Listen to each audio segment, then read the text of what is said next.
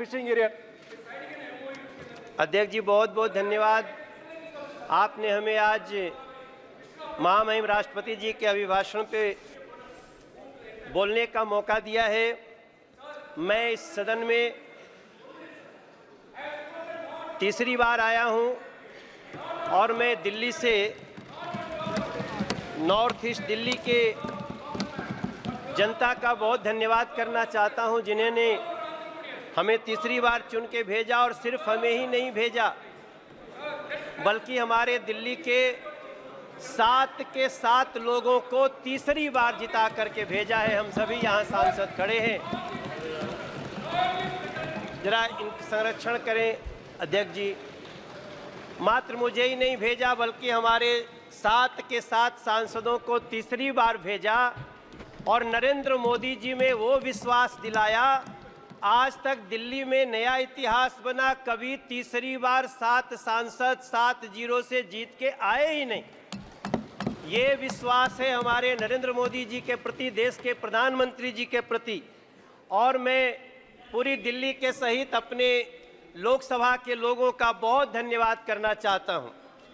माननीय अध्यक्ष जी, हम जब 2014 में आए थे इस सदन में, तब हम एक दूसरी दुनिया से आए थे और जब हम सदन में घुसने जा रहे थे, जब मेरी नज़र पड़ी कि देश का प्रधानमंत्री बनने जा रहे एक व्यक्ति, जिन सीढ़ियों से लोग चप्पल जूते पहन के जा रहे थे, अचानक हमने देखा वो नरेंद्र मोदी जी उन सीढ़ियों पर माथा रख के झुक गए थे। हमारे जैसे लोग जो किसी और दुनिया से राजनीति में आते हैं, उनके लिए एक बड़ा एग्जाम्पल था। मैंने अध्यक्ष जी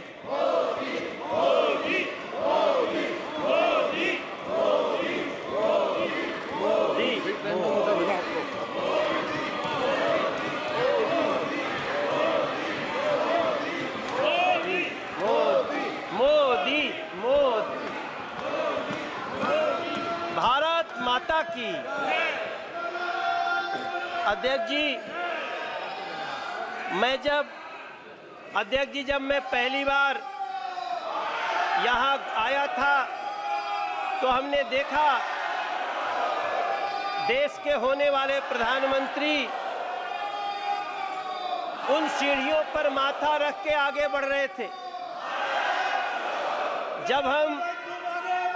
जब हम दूसरी बार, माननीय अध्यक्ष जी, जब हम दूसरी बार 2019 में जब हम संसद में आए तो हमने देखा देश के प्रधानमंत्री पद पे आ रहे नरेंद्र मोदी जी ने सबसे पहले संविधान को ऐसे माथा झुका करके प्रणाम किया। वो दृश्य हमारे लिए और मैं समझता हूं मेरे सभी साथियों के लिए, हाथ में संविधान लेना भी ठीक है, लेकिन संविधान लहराना और संविधान की पूजा करना दोनों में अंतर है। हमने नरेंद्र मोदी जी को संविधान की पूजा करते हुए देखा है। इसलिए मैं बड़े ही विनम्रता से कहना चाहता हूं, राष्ट्रपति जी के अभिभाषण के बाद मैं जब दिल्ली के ही अपनी कुछ बातें करूंगा, दिल्ली के ही सौभाग्य को देखूंगा। कोई द्वारका एक्सप्रेस पे जाकर के गाड़ी चलाता होगा तब उसको समझ में आता होगा कि सरकार क्या होती है और कैसे लोगों का काम होता है। NH-24 पे जाते होंगे, आज दिल्ली मेरठ तक चली गई है अध्यक्ष जी। आज लोग दिल्ली में मेरठ से काम करने आते हैं और 35 से 40 मिनट में पहुंचते हैं। तब हम सबको गर्व होना चाहिए।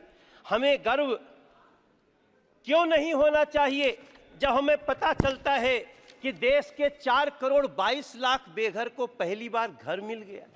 हमें क्यों नहीं गर्व होना चाहिए अध्यक्ष जी जब 12 करोड़ घरों में टॉयलेट बन जाते हों, जब 52 करोड़ में गांव का आदमी हो। अध्यक्ष जी, हमारी माँ पहले एक हमारी गांव में काम करती थी, उनके लिए हमसे एक बार वो 20,000 रुपया मांग के दी थी और एक दिन वही हमारी माई हमसे कहती है, ए मनोज, तू जाना तला झुरी तिवारी के मेहरारू के उनके घर मिल गए, मोदी जी घर दिले बाड़े। अध्यक्ष जी, हम जानते हैं कि गांव में घरों में टॉयलेट न होने का क्या दंश होता था। हम लोग साइकिल से जाते थे तो सड़क पे खड़ी महिलाएं खड़ी हो जाती थीं। अगर उस दंश को किसी ने दूर किया, वो नरेंद्र मोदी जी, वो सरकार, हम क्यों न गर्व करें इस पे। 13 करोड़ घरों में नल से जल लगा दिए। हम दिल्ली में पाइप से घरों में गैस जा रही है, पाइप से गैस जा रही है, और दिल्ली में एक बैठी हुई आम आदमी पार्टी की सरकार नल से जल तक नहीं दे पाई। हम ये भी दंश इसी दिल्ली में देख रहे हैं। अध्यक्ष जी, कभी भारत मंडपम देखिए। मेरे विपक्ष के भी साथी लोग, आप लोग जाइए। आप जब जाएंगे तो आपको गर्व होगा। आप कभी, हाँ दादा, होता है, होगा। आप कभी यशोभूमि को देखिए, आप कभी बाबा साहब भीमराव अंबेडकर स्टडी सेंटर को देखिए। इसी दिल्ली में जिस बाबा साहब भीमराव अंबेडकर को अंतिम क्रिया के लिए 1 कट्ठा जमीन नहीं दिया गया, बुरा मत मानना, नाराज मत होना, उसी दिल्ली के हृदय में नरेंद्र मोदी जी ने 5 एकड़ में बाबा साहब का स्टडी सेंटर बना के दिया है। ये होता है सम्मान संविधान के प्रति और संविधान के बनाने वालों के प्रति। मुझे बहुत वेदना के साथ टीएमसी के एक हमारे सांसद, मेरे प्रिय साथी, आज आपने एक्ट्रेस के नाम पे क्या दिया, क्या एक महिला को आप देखो, बुरा मत मानना, हाथ जोड़ के आपको ये बात, इस तरह से महिलाओं का अपमान नहीं करना चाहिए। कल्याण दादा, नहीं करना चाहिए।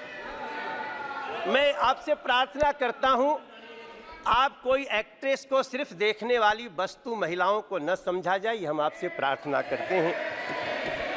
हमें गर्व इस बात का होना चाहिए। अध्यक्ष जी, माफी चाहता हूं। अध्यक्ष जी, मैं खत्म करूंगा। मुझे गर्व तब होना चाहिए जब इस दिल्ली में, अब इस देश में, नहीं, हम गुमराह नहीं कर रहे हैं। अगर आप दादा, कोई बात नहीं दादा, अब इस देश में दादा ऐसा नहीं करना चाहिए। देश के 70 साल के बुजुर्गों को अब वृद्धाश्रम भेजने की आवश्यकता नहीं। खत्म करना।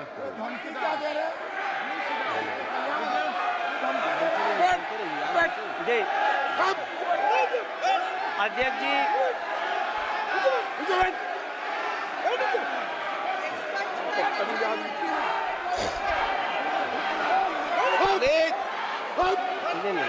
प्लीज अध्यक्ष जी, ओके,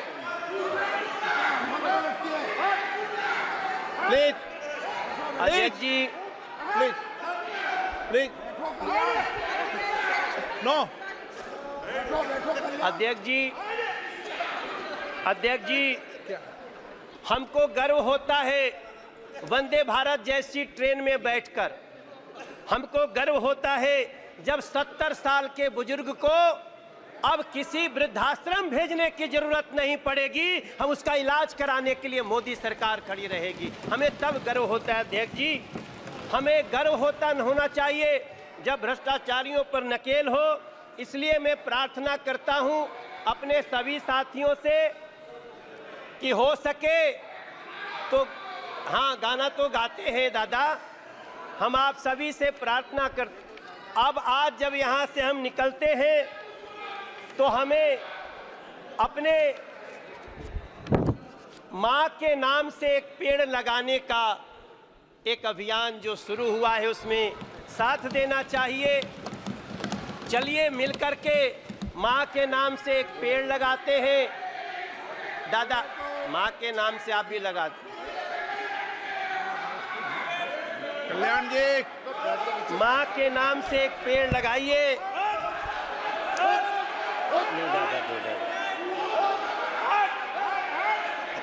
और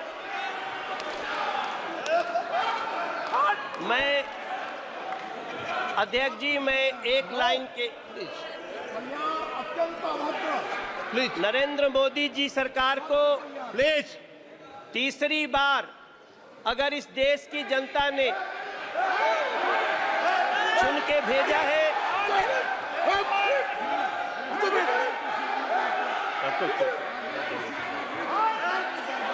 अध्यक्ष जी,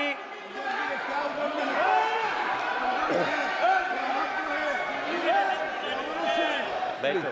प्रसून जी अध्यक्ष जी, प्लीज मैं नो। दो पंक्ति के साथ अपनी वाणी को विराम देने जा रहा हूं।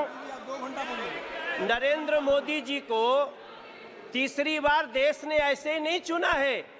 हमारे संस्कृत में एक श्लोक है, अभिवादनशीलस्य नित्यं वृद्धोपसेविना चत्वारः तस्य वर्धन्ते आयुर्विद्या यशो बलम।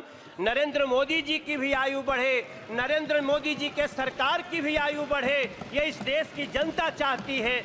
आपने हमें बोलने का मौका दिया। मैं राष्ट्रपति जी के अभिभाषण को बहुत ही उत्तम मानता हूं, बहुत समर्थन करता हूं। आपको धन्यवाद देता हूं।